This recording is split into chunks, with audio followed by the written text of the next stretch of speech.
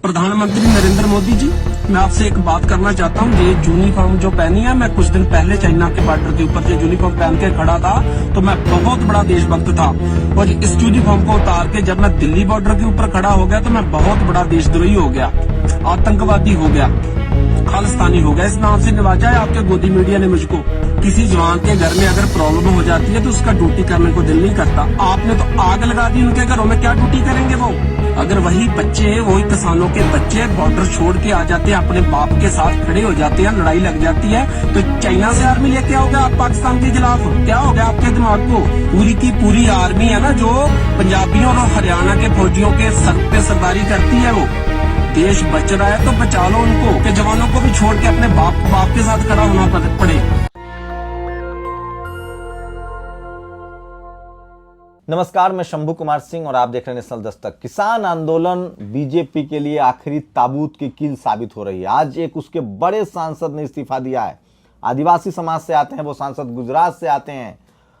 और दूसरी सबसे बड़ी खबर है कि बड़े किसान नेता बेनीवाल, जो कि मेंबर ऑफ पार्लियामेंट भी हैं, एनडीए से गठबंधन भी है उनकी पार्टी का, राजस्थान में बड़ी ताकत है उनकी, तेजी से उभर भी रहे हैं किसान नेता के तौर पे। चौधरी चरण सिंह के बाद, देवीलाल के बाद वो बड़े किसान नेता माने जा रहे हैं। उन्होंने एनडीए गठबंधन से अलग होने का ऐलान किया। उससे पहले वीरेंद्र चौधरी, जो कि चौधरी सर छोटू राम के परिवार से थे, वो अलग हो गए थे।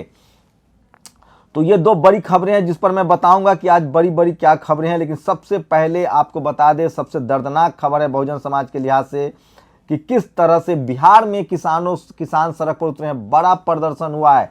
तो ऐसा नहीं कि पंजाब हरियाणा का आंदोलन बन गया है, लेकिन इस पर सबसे बड़ी खबर है कि बीजेपी में बगावत शुरू हो गई है।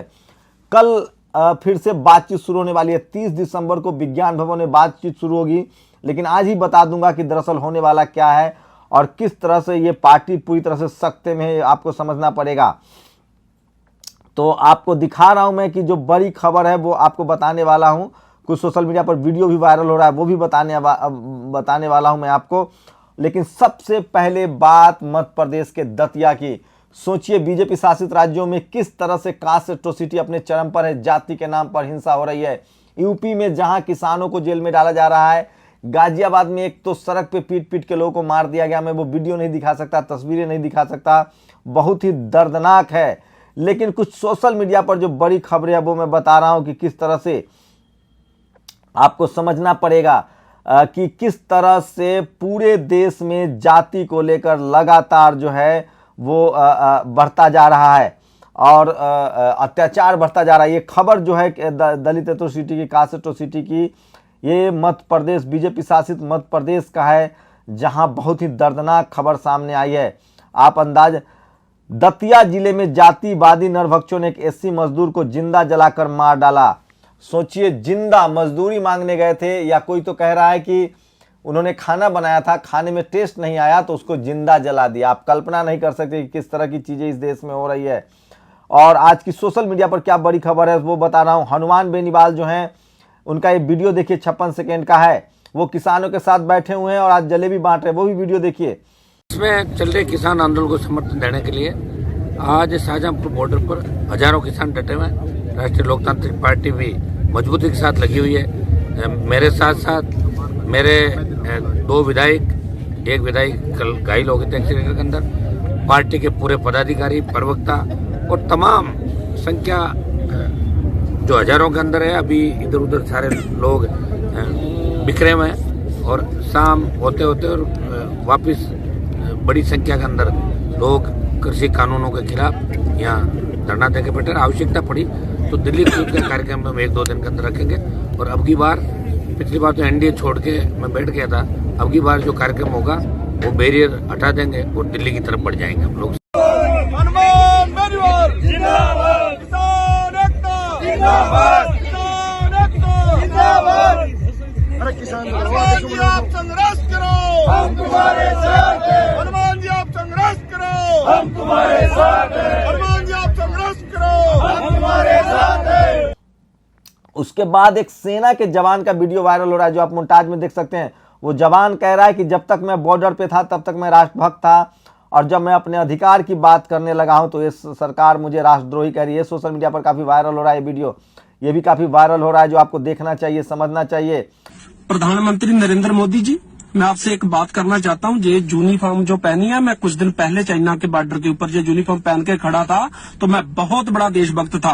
और इस यूनिफॉर्म को उतार के जब मैं दिल्ली बॉर्डर के ऊपर खड़ा हो गया, तो मैं बहुत बड़ा देशद्रोही हो गया, आतंकवादी हो गया, खालिस्तानी हो गया। इस नाम से नवाजा है आपके गोदी मीडिया ने मुझको। और प्रियंका चतुर्वेदी ने, जो राज्यसभा सांसद, उन्होंने लिखा है, China, Russia, USA, UK, Saudi Arabia, Singapore, they all have one thing in common, they have access to vaccine, India have too. Mann ki बात सोचिए, मोदी जी को वैक्सीन गुरु कहा जा रहा है, तमाम देशों में वैक्सीन लग रहे हैं, लेकिन आपके यहाँ वैक्सीन नहीं आया है।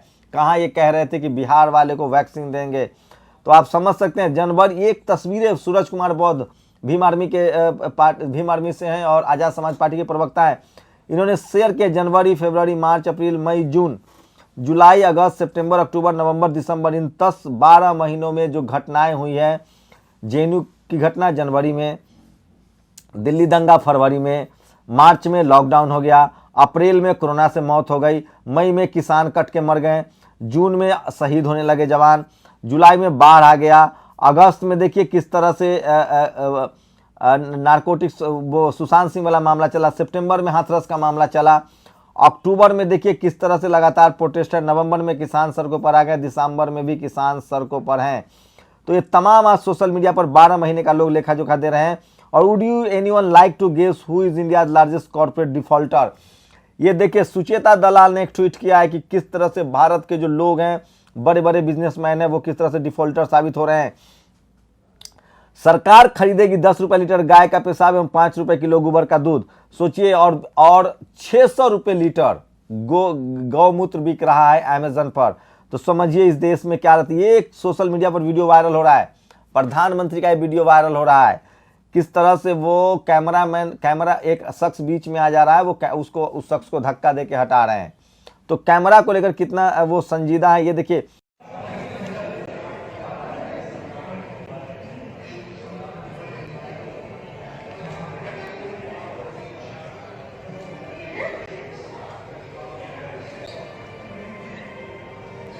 ये बिहार में किसानों पर लाठीचार्ज के 10 सेकंड के वीडियो है, विंडो में देखिए किस तरह से बिहार में लाठीचार्ज हुआ है।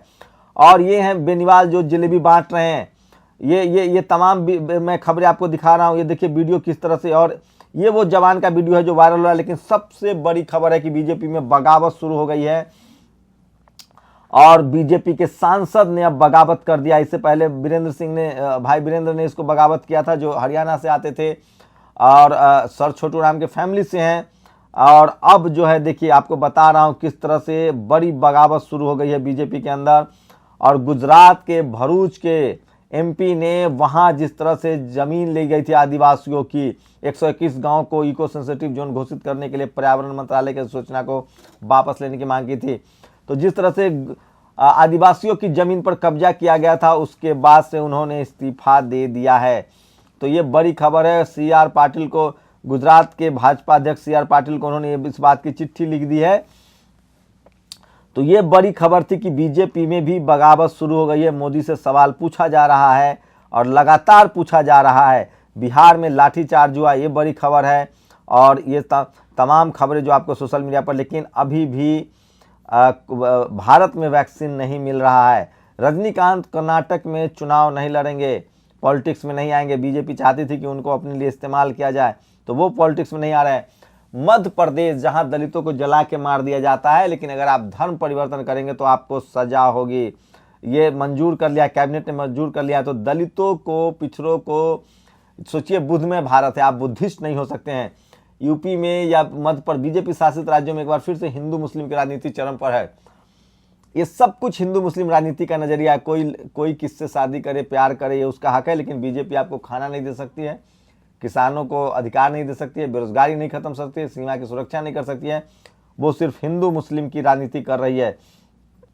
तो ये बड़ी खबर थी जो मैं आपको लेकर आया था। कल 30 दिसंबर को बड़ी बातचीत है किसानों के साथ। या आप यकीन मानिए कि जिस तरह से किसानों की तैयारी है, सरकार को घुटने टेकने ही पड़ेंगे, लेकिन कल पता चल जाएगा कि क्या होगा। लेकिन जितना लंबा ये आंदोलन चलेगा, सरकार की मुश्किलें उतनी बढ़ने वाली है, क्योंकि किसान लौटने के लिए तैयार नहीं है। आप लोग अपनी प्रतिक्रिया जरूर दीजिए इन खबरों पर। ये वो खबरें हैं जो आपसे छुपाया जाता है, टेलीविजन अखबार आपको नहीं बताता है।